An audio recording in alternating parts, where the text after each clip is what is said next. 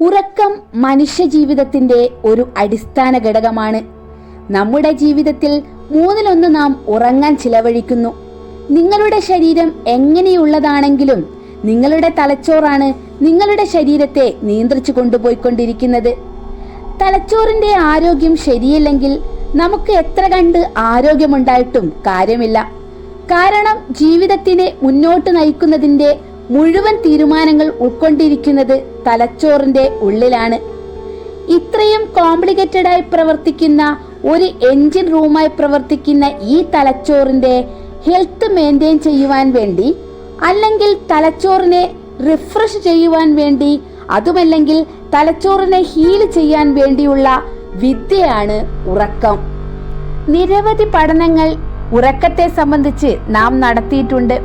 ഇതൊക്കെയാണെങ്കിലും ഉറക്കത്തിന്റെ ശാസ്ത്രത്തെക്കുറിച്ച് നമുക്കറിയാത്ത ഒരുപാട് കാര്യങ്ങൾ ഇപ്പോഴുമുണ്ട്.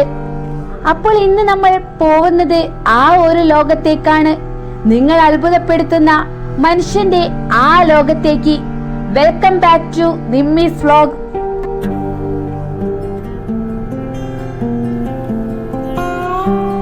ഇന്നത്തെ കാലത്ത് പലതരത്തിലുള്ള മെന്റൽ ഇഷ്യൂസ് കൂടി വരുന്നതായി റിപ്പോർട്ടുകൾ കാണിക്കുന്നു. മൂഡ് സ്വിംഗ്, പേഴ്സണൽ ഡിസോർഡർ, അതുപോലെ തന്നെ അഗ്രസീവ് ആയിട്ടുള്ള ക്യാരക്ടറുകൾ എന്നിവ കൂടിക്കൊണ്ടിരിക്കുന്ന മനുഷ്യന് തീരുമാനമെടുക്കുന്നതിനുള്ള കഴിവുകൾ കുറഞ്ഞുകൊണ്ടിരിക്കുന്നു. ഇമോഷണൽ ഹെൽത്ത് ഡൗൺ ആയിരിക്കുന്നു. ഇതിനെല്ലാം ഒരുപാട് കാരണങ്ങളുണ്ട്. പക്ഷേ കാരണങ്ങളിൽ ഏറ്റവും പ്രധാനപ്പെട്ട ഒരു കാരണം ഉറക്കത്തിന്റെ താളം തെറ്റി എന്നുള്ളതാണ്. നമ്മുടെ ഉറക്കചക്രത്തിന്റെ അവിഭാജ്യ ഘടകമാണ് സ്വപ്നം. നമ്മുടെ സ്വപ്നം ഓർമ്മയിലില്ലെങ്കിലും എല്ലാ രാത്രിയിലും നാം സ്വപ്നം കാണാറുണ്ട്. ഉറക്കത്തിന്റെ റാപ്പിഡ് ഐ മൂവ്മെന്റ് അഥവാ REM ഘട്ടത്തിലാണ് സ്വപ്നങ്ങൾ ഉണ്ടാവുന്നത്. ഇത് സാധാരണയായി നമ്മൾ ഉറങ്ങി 90 മിനിറ്റിന് ശേഷം സംഭവിക്കുകയും രാത്രി മുഴുവൻ ഓരോ 90 മിനിറ്റിലും ഇത് ആവർത്തിക്കുകയും ചെയ്യുന്നു. കാലിഫോർണിയയിലെ സാന്റിയാഗോയിൽ ഹൈസ്കൂൾ വിദ്യാർത്ഥിയായ റെഡ്ഡി ഗട്ട്നറാണ് ഏറ്റവും കൂടുതൽ സമയം ഉറങ്ങാതെ ഇരുന്നതിന്റെ റെക്കോർഡ് സ്വന്തമാക്കിയത്. 1964 അദ്ദേഹം 11 ദിവസം തുടർച്ചയായി ഉണർന്നിരുന്നു. മാനസികാവസ്ഥ മാറൽ, ഓർമ്മക്കുറവ് എന്നിവ അനുഭവപ്പെടുന്നതായി അദ്ദേഹം റിപ്പോർട്ട് ചെയ്തിരുന്നു. റാപ്പിഡ് ഐ മൂവ്മെന്റിൽ ഉറക്കത്തിൽ ശരീരം അച്ചോണിയ എന്നൊരു പ്രക്രിയയ്ക്ക് വിധേയമാവുന്നു. ഇത് പേശികൾ തളർന്നു പോകുന്ന അവസ്ഥയാണ്.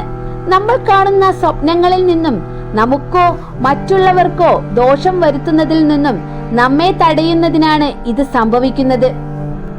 നമുക്കത് കാണാനും തിരിച്ചറിയാനും കഴിഞ്ഞേക്കില്ല.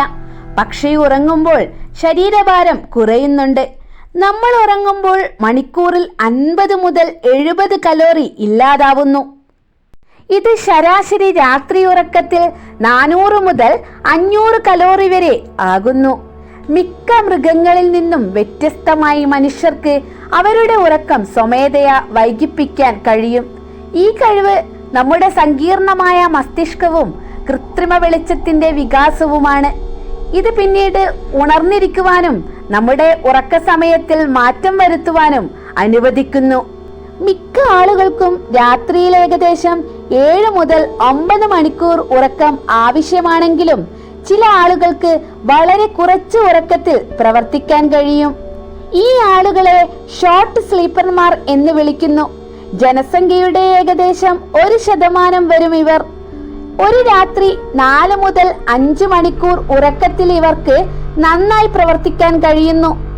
ചുരുക്കത്തിൽ പറഞ്ഞാൽ ഉറക്കം നമ്മുടെ ജീവിതത്തിന്റെ അവിഭാജ്യ ഘടകമാണ്. നമ്മുടെ ശാരീരികവും മാനസികവുമായ ആരോഗ്യം നിലനിർത്തുവാൻ ഇവ നിർണായക പങ്കുവഹിക്കുന്നു.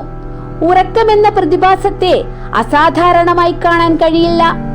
Then I will stop and see you again. Bye.